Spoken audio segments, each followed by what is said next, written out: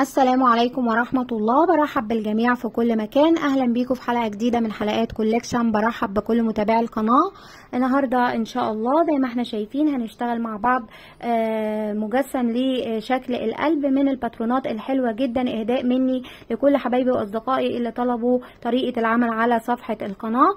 زي ما احنا شايفين قد ايه التطبيق شكله مميز جدا، نقدر نستخدمه كميدالية للمفاتيح او تعليقة للعربية، وكمان ينفع توزيع للمواليد بخطوات وباترون سهل وبسيط. ان شاء الله هنشتغلوا مع بعض خطوة بخطوة، وفي نهاية الفيديو هقولك ازاي تحصلي على نفس التطبيق بحجم اكبر او اصغر من كده. اتمنى الباترون يعجبكم. وقبل ما نشوف باترون النهاردة خليني اذكر كل حبايبي واصدقائي اللي بيشوفوني او بيتابعوني لاول مرة انه دايما على اول تعليق مثبت تحت الفيديو هتلاقي كل لينكات التواصل، اضافة الى الصفحة الرئيسية اللي من خلالها تقدري تتابعي كل الاشغال والتطبيقات اللي نزلناها مع بعض. اما دلوقتي خلينا نشوف الادوات وطريقة التطبيق لباترون النهاردة. الادوات اللي هستخدمها، انا هشتغل على خيوط المكرمية الكريستال الفرنساوي الرفيعة. طبعا نفس التطبيق تقدري تستخدمي اي خامة متوفرة عندك وحابة تشتغلي منها، وابرة وتكون مناسبة لسمك الخيط اللي هتشتغلي بيه. انا الخيوط اللي عندي هشتغل عليها بابرة رقم 3 ملم. هحتاج لابرة التنظيف وللمقص وماركر او دبابيس عشان نعلم اثناء الشغل. واول خطوة هبتدي اعملها هشتغل حلقة البداية على السبابة والاوسط بالشكل ده كده، بلف طرف الخيط مرتين وبنزل اسفل اول فتلة بسحب رقم 2 وبلف ايديا نفس الفتلة هي رقم 2 دي، باخدها واطلع بيها من الحلقة اللي على الابرة. اتكونت عندي دايرة صغيرة على بداية العمل. جوه الدايرة دي يفترض ان انا هشتغل 6 غرزة حشو. هرتفع على البداية بسلسلة مجرد ارتفاع، مش هحسبها من عدد الغرز بتاعتي، ولكن هلف هدخل جوه الحلقة بالشكل ده كده وهسحب الخيط. بشتغل من الغرزة البسيطة اللي هي حلقتين وبطلع منها يعني غرزة حشو. هستمر بقى بنفس التكرار، بدخل جوه الدايرة واسحب الخيط واشتغل غرزة حشو لحد ما اكون 6 غرز. انا كده اشتغلت 2 3 4 5 6 بالشكل ده كده، وهاجي على بداية الدور او على فتلة البداية وابتدي اقفل سنتر الدايرة واشده بالشكل ده كده لحد اما تقفل معايا السنتر، وهروح على اول غرزة اشتغلتها. واخلي بالي مش هقفل في سلسلة الارتفاع اللي كانت على البداية، ولكن هنزل تحت حلقتين اول غرزة من ال6 بالشكل ده كده وهسحب الخيط وهشتغل غرزة منزلقة، وكده نبقى نهينا الدور الاول ب6 غرز. على الدور اللي جاي او رقم 2 هبتدي اشتغل تزايد، فهرتفع بيه سلسلة واحدة برضو هحسبها مجرد ارتفاع مش من عدد الغرز بتاعتي. وعلى اول غرزة على طول هدخل بالشكل ده كده اللي هو تحت الغرزة او مكان الارتفاع نفسه، وهسحب اول غرزة حشو بالشكل ده كده، ابقى انا اشتغلت اول غرزة. لو حابة هنا تعلمي الغرزة الاولى على الدور يبقى بنحط الماركر او العلامة بالشكل ده كده، تمام، علشان تعرفي بداية الدور. تمام كده. انا هنا بعد ما اشتغلت اول غرزة على نفس الغرزة هي هرجع اشتغل كمان غرزة حشو، يعني انا عملت غرزتين على غرزة واحدة. وهكرر بقى، انا عندي 6 غرز هنا، المفترض ان انا هشتغل فوق كل غرزة غرزتين، يعني هيبقى في نهاية الدور عندي 12 غرزة. فعلى الغرزة اللي جاية وعليها الدور هسحب غرزة حشو، وفي نفس المكان كمان غرزة حشو، وهكرر الغرزة اللي بعدها غرزة حشو، وكمان في نفس المكان غرزة حشو، واستمر بقى بنفس التكرار كده على كل غرزة غرزتين ولحد النهاية. وصلت على نهاية الدور بتزايد على جميع الغرز. بعد الغرزة رقم 12 كده هروح على اول غرزة بالشكل ده كده. اخلي بالي مش بقفل في سلسلة الارتفاع اللي برتفعها على البداية، ولكن تحت اول غرزة هسحب غرزة منزلقة، وكده نبقى نهينا الدور والراوند. على الدور رقم 3 هرتفع بسلسلة واحدة، وهبتدي مكان الارتفاع على طول تحت الابرة في اول غرزة هشتغل اول غرزة حشو بالشكل ده كده. وعلى الدور ده هنتزايد غرزة ايوه وغرزة لا، يبقى على اول غرزة اشتغلت غرزة واحدة وبس، يبقى الغرزة رقم 2 واللي عليها الدور هبتدي اشتغل غرزتين في المكان الواحد. ادي 1 وفي نفس المكان هشتغل 2. بعد كده على الغرزة الثالثة هشتغل غرزة واحدة، على الغرزة اللي بعدها غرزتين، 1 2. واستمر بقى بنفس التكرار كده. في غرزة بشتغلها غرزة واحدة كده، والغرزة اللي بعدها تزايد بغرزتين في المكان الواحد، ادي 1 وفي نفس المكان 2، وهكرر بقى غرزة غرزتين ولحد نهاية الدور. اشتغلت بنفس الطريقة لحد النهاية، ويفترض ان انا هنا كده على نهاية الدور ده يبقى معايا 18 غرزة. هاجي اسفل اول غرزة اشتغلتها بالشكل ده كده تحت حلقتين الغرزة، وهسحب غرزة منزلقة وهنهي الدور والراوند. على الدور الجديد هبتدي ارتفع بسلسلة واحدة، وعلى مكان الارتفاع هو نفس مكان غرزة الارتفاع كده في الغرزة الاولى تحت الابرة هشتغل اول غرزة حشو. على الدور ده هنتزايد كل تالت غرزة، وبالتالي هشتغل غرزتين فردي والتالتة تزايد. اشتغلت اول غرزة غرزة واحدة، الغرزة رقم 2 هنزل تحت حلقتين الغرزة كده واسحب نفس الغرزة اللي بشتغلها غرزة حشو. كده اشتغلت غرزتين ورا بعض. الغرزة التالتة بعمل فيها تزايد بغرزتين في المكان الواحد، هنزل تحت حلقتين الغرزة كده وهسحب 1 وفي نفس المكان هرجع اشتغل 2. وبنفس التسلسل ده هدور على الدور كله. ادي بشتغل غرزتين فردي، التالتة تزايد. الغرزة اللي جاية وعليها الدور بشتغل غرزة واحدة كده 1، اللي بعدها غرزة واحدة كده 2، اشتغلت 2 فردي، التالتة تزايد بغرزتين في المكان الواحد، ادي 1 وفي نفس المكان 2. وهستمر بنفس الطريقة كده غرزتين فردي، التالتة تزايد، ولحد نهاية الدور. وصلت على نهاية الدور بتزايد كل تالت غرزة، ويفترض ان انا على الدور ده كده يبقى عندي اجمالي عدد الغرز 24 غرزة. انا هنا على النهاية هبتدي ان انا اقفل في المكان اللي بقفل فيه تحت اول حلقتين لاول غرزة بالشكل ده كده، لكن المرة دي انا مش هقفل منزلقة، ولكن هشتغل اول غرزة حشو على طول. على الثلاث سطور اللي جايين هنشتغل بسطور ثابتة، يعني هلف بالدور بس ال 24 غرزة لمدة 3 سطور، مش هعمل اي تزايد. اذا على الغرزة اللي يفترض اللي هي بقفل فيها منزلقة هسحب الخيط، ولكن المرة دي هشتغل اول غرزة حشو بالشكل ده كده. تمام، طالما هندور ونلف في دايره مغلقه يبقى الافضل ان احنا ما نشتغلش منزلقه عشان ما تبانش معانا على الشغل.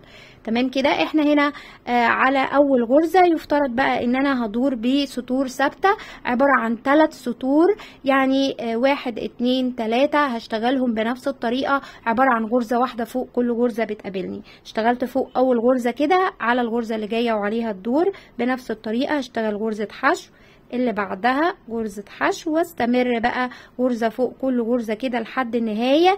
باجي اشيل العلامة او الماركر، تمام، هشيلها واشتغل مكانها اول غرزة حشو، مش هشتغل منزلقة، اول غرزة حشو والف بالدور مرة تانية. وما انساش ان انا احط دايما العلامة على اول الغرزة. ارتفعت بالثلاث سطور زي ما احنا شايفين مع بعض كده، سطور ثابتة، وانا هنا كده على نهاية السطر الثالث فهشيل العلامة اللي على اول السطر، وعلى مكان العلامة كده هسحب الخيط واشتغل غرزة منزلقة بالشكل ده كده، وهرفع الخيط وهقصه.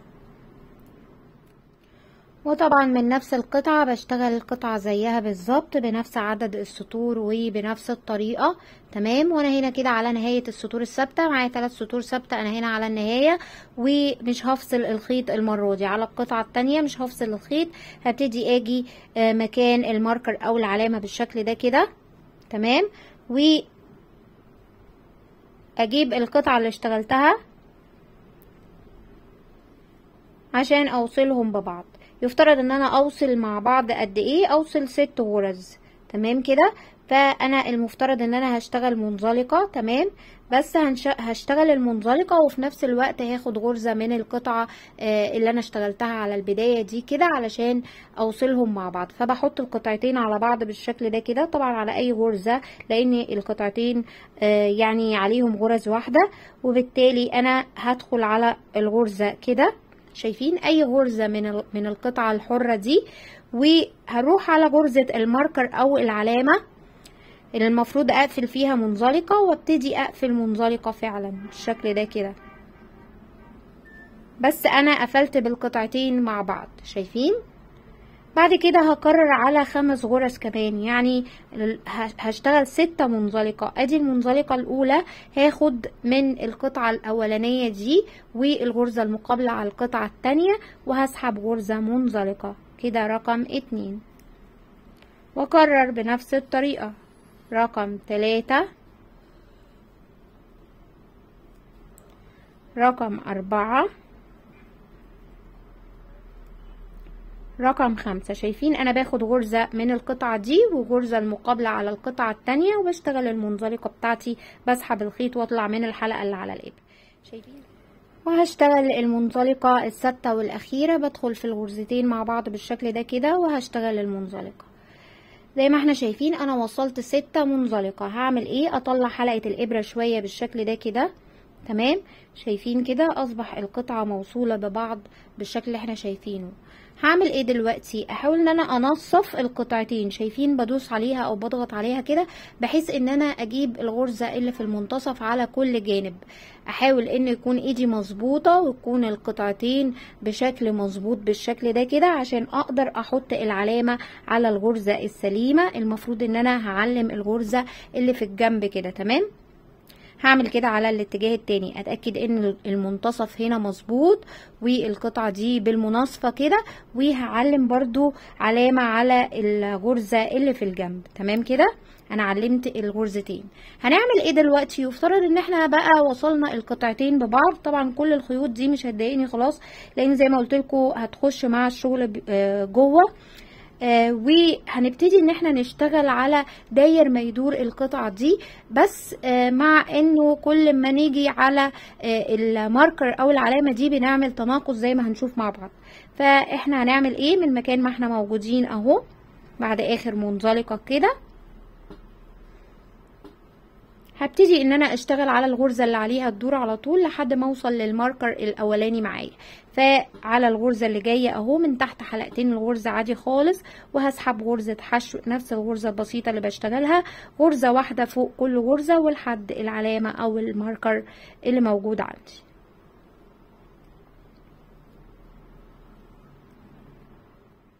شايفين اشتغلت بغرزة واحدة فوق كل غرزة ولحد ما وصلت للماركر او العلامة. هبتدي اشيل العلامة بالشكل ده كده. تمام؟ وهاخد غرزة العلامة والغرزة اللي بعدها بالتناقص. بنعمل ايه؟ شايفين غرزة ليها حلقتين بالشكل ده كده، انا بس هسحب الحلقة الامامية. شايفين كده؟ هدخل الحلقة الامامية بس. تاني من اسفل الغرزة، المفروض ان احنا بنشتغل كده تحت الحلقتين، لا انا هاخد الحلقة الامامية وبس بالشكل ده كده. تمام؟ وبعد كده بنفس الطريقة هاخد الغرزة اللي بعدها.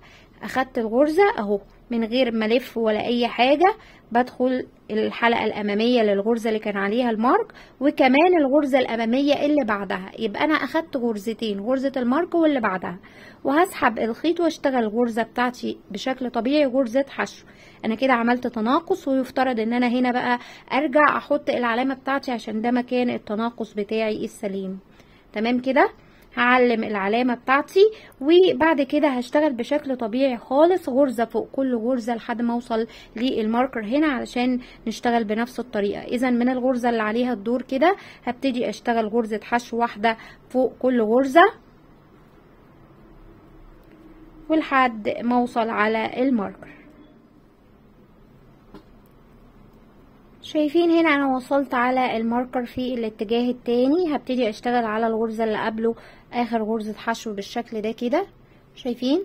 وهاجي عند العلامة هشيل العلامة واشتغل تناقص زي ما اشتغلت على الاتجاه التاني. بعمل ايه؟ باخد غرزة المارك، باخد منها الفتلة الامامية وبس بالشكل ده كده، ثم باخد الفتلة الامامية برضو من الغرزة اللي بعدها، باخد الغرزتين واسحب غرزة الحشو بتاعتي بشكل طبيعي بالشكل ده كده. ومنساش دايما احط العلامة على المكان الصحيح للتناقص بالشكل ده كده. وهنعمل ايه؟ تكرار بقى على كل غرزة بالشكل ده، غرزة واحدة وبس، والف بالدور. ولما بوصل على العلامات باخد غرزة العلامة والغرزة اللي بعدها بالتناقص زي ما شفنا كده، وهستمر وارتفع بالادوار.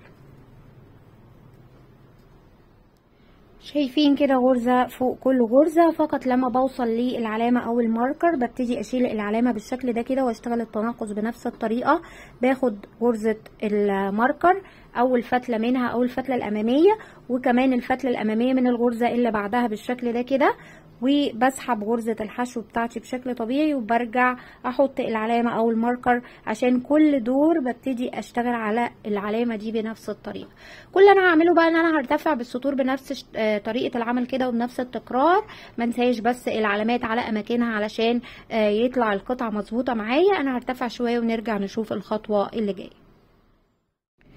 ارتفعت بالسطور بنفس طريقة العمل كده، بنفضل نرتفع لحد اما تلاحظي ان الماركر رحلت مكانها بغرزة واحدة. طبعا انا يعني ما نقلتش الماركر ولا حاجة، كل مرة كنت بشتغل فيها وبحط الماركر في مكانها، ولكن انتي مع الوقت ومع الارتفاع كده هتلاحظي ان العلامة بدل ما كانت على الغرزة دي كده اصبحت على الغرزة اللي بعدها.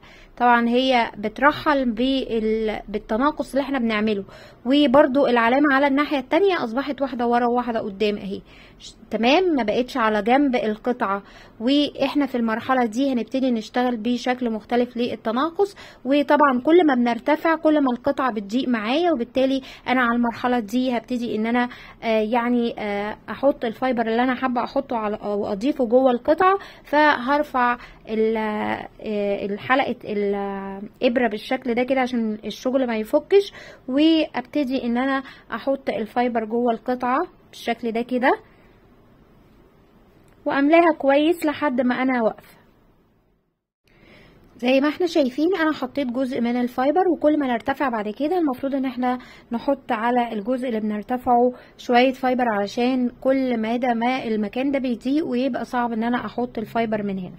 فانا على السطر اللي جاي كده هرجع لحلقة الابرة وهشيل الماركر او العلامات اللي كنت بعمل عندهم تناقص، مش هحتاجهم في المكان ده خلاص. تمام كده. وعلى السطر ده هبتدي اشتغل سطر ثابت، غرزة واحدة فوق كل غرزة.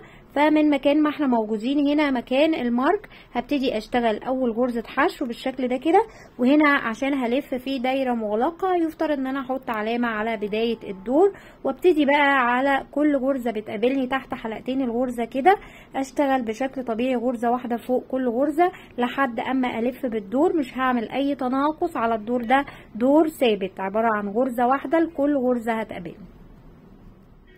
لفيت بسطر ثابت بالشكل ده كده، وهنا هاجي اشيل العلامة او المارك اللي على بداية الدور. على الدور ده هنبتدي نعمل تناقص، هنشتغل غرزتين فردي واتنين تناقص. يعني على غرزة المارك بالشكل ده كده هبتدي اشتغل اول غرزة حشو بشكل طبيعي، بنزل تحت حلقتين الغرزة كده واشتغل اول غرزة، وطبعا برجع الماركر على بداية الدور مرة تانية. تمام. وبعد كده هشتغل غرزة رقم 2 هشتغلها غرزة حشو برضو، والغرزتين اللي بعد كده هاخدهم بالتناقص. باخد الغرزة اللي عليها الدور بالشكل ده كده، باخد منها الفتلة الامامية اهو، والغرزة اللي بعدها وهاخد غرزة الحشو بتاعتي بشكل طبيعي بالشكل ده كده، هسحب حلقتين وبطلع منهم. هستمر بنفس الطريقة، بشتغل غرزتين فردي وغرزتين تناقص. يعني الغرزة اللي عليها الدور هشتغل غرزة واحدة وبس، الغرزة اللي بعدها هشتغل غرزة واحدة وبس. انا كده اشتغلت غرزتين فردي ورا بعض، والغرزتين اللي بعد كده باخدهم بالتناقص بنفس الطريقة. الفتلة الامامية من الغرزة اللي عليها الدور بالشكل ده كده، والغرزة اللي بعدها. لما باخد الغرزتين مع بعض بسحب الغرزة بتاعتي وبطلع من غرزة الحشو، واستمر بقى بنفس التكرار. غرزتين فردي ادي واحد، واللي بعدها برضو غرزة واحدة، وبعد كده غرزتين بالتناقص زي ما احنا شايفين بنفس التكرار ده. هستمر غرزتين غرزتين لحد اما اوصل على نهاية الدور. وصلت على نهاية الدور بنفس التناقص. انا هنا كده على النهاية هشيل الماركر او العلامة، وهبتدي اشتغل مكان العلامة او الغرزة حشو للسطر الجديد بالشكل ده كده، وارجع احط العلامة بتاعتي. على السطر ده هنشتغل سطر ثابت بدون اي تناقص، يعني غرزة واحدة فوق كل غرزة. فكل اللي انا هعمله هلف بالدور بالشكل ده كده، كل غرزة هتقابلنا هنشتغل غرزة واحدة وبس لحد اما اوصل على الماركر مرة تانية. وصلت لنهاية الدور بغرزة فوق كل غرزة. هنا على النهاية هشيل الماركر او العلامة وابتدي دور جديد. مكان العلامة هشتغل اول غرزة حشو بالشكل ده كده، وهبتدي ارجع العلامة او الماركر مرة تانية على اول الدور، وعلى الدور ده هنرجع نعمل تناقص، هنشتغل غرزتين فردي غرزتين تناقص. على الغرزة اللي جاية وعليها الدور هشتغل غرزة واحدة وبس. يبقى انا اشتغلت الغرزة الاولى والغرزة التانية والغرزة التالتة والرابعة باخدهم بالتناقص. هاخد الفتلة الامامية من الغرزة رقم 3، الفتلة الامامية من الغرزة رقم 4 بالشكل ده كده، واسحب الغرزة بتاعتي غرزة حشو، واستمر بنفس الطريقة. هشتغل الغرزة اللي جاية غرزة واحدة، اللي بعدها بشتغل غرزة واحدة، يبقى انا اشتغلت غرزتين ورا بعض غرزتين فردي، والتالتة والرابعة باخدهم بالتناقص. هاخد الفتلة الامامية من الغرزة التالتة، الفتلة الامامية من الغرزة الرابعة بالشكل ده كده، وهسحب غرزة التناقص. هستمر بنفس الطريقة كده غرزتين غرزتين لحد النهاية. وصلت على نهاية الدور بنفس طريقة التناقص كده، وعلى النهاية هبتدي اشيل العلامة او الماركر. وشايفين انا كل جزء برتفع وبحاول ان انا احط جزء من الفايبر بالشكل ده. انا على السطر اللي جاي هبتدي اشتغل مكان الماركر او العلامة او الغرزة حشو بالشكل ده كده. على السطر ده هنتناقص تالت ورابع غرزة، قصدي تاني او تالت غرزة، يعني هنشتغل واحدة بس فردي. اشتغلنا غرزة واحدة ناخد اللي بعدهم بالتناقص. يبقى هاخد رقم 2 بالشكل ده كده الفتلة الامامية، رقم 3 الفتلة الامامية، وهسحب الغرزة بتاعتي غرزة تناقص.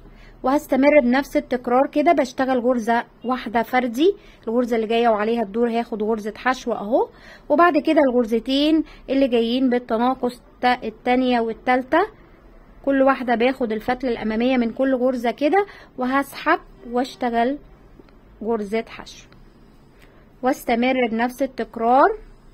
الغرزة اللي جاية وعليها الدور هشتغل غرزة واحدة وبس، والغرزتين اللي بعد كده بالتناقص. نستمر بنفس التكرار لحد ما نوصل على نهاية الدور. وصلت على نهاية الدور بنفس التناقص كده، وزي ما احنا شايفين هشيل العلامة او الماركر. احنا كده بنشتغل السطر الاخير، والسطر الاخير بيبقى كله تناقص، يعني كل غرزتين مع بعض بدءا من الغرزة اللي كان عليها الماركر كده هناخدهم بالتناقص. فبدءا من الغرزة اللي كان عليها الماركر اهو هاخد الفتلة الامامية من الغرزة المارك، والفتلة الامامية من الغرزة اللي بعد كده. طبعا بيبقى الشغل ده فبيبقى العمل صعب شوية، ولكن هما يعني بتبقى غرز بسيطة زي ما احنا شايفين. هرجع احط العلامة عشان اعرف البداية، وبعد كده بقى كل غرزتين بيقابلوني باخد الغرزتين مع بعض بالتناقص، باخد الفتلة الامامية لكل غرزة بالشكل ده كده، وهسحب غرزة حشو لحد ما اوصل على المارك مرة تانية. زي ما احنا شايفين انا على اخر تناقص على الدور، هما عبارة عن 6 غرز، كل غرزتين مع بعض اخدناهم. وصلنا على النهاية في غرزة الماركر. هبتدي اشتغل غرزة منزلقة زي ما احنا شايفين كده، ادخل في غرزة المارك وهسحب الخيط واطلع كمان من الحلقة اللي على الابرة. شايفين التطبيق اتقفل معايا بالكامل، وهبتدي ارفع الخيط بالشكل ده كده، اخليه ليه مسافة وهقصه.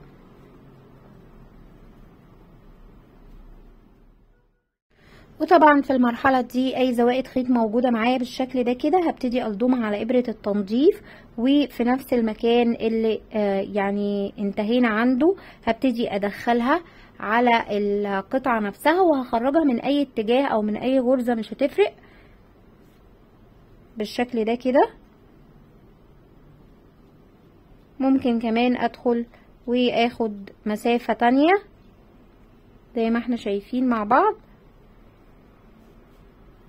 وطبعا زيادة الخيط ببتدي ان انا اتخلص منها واقصها.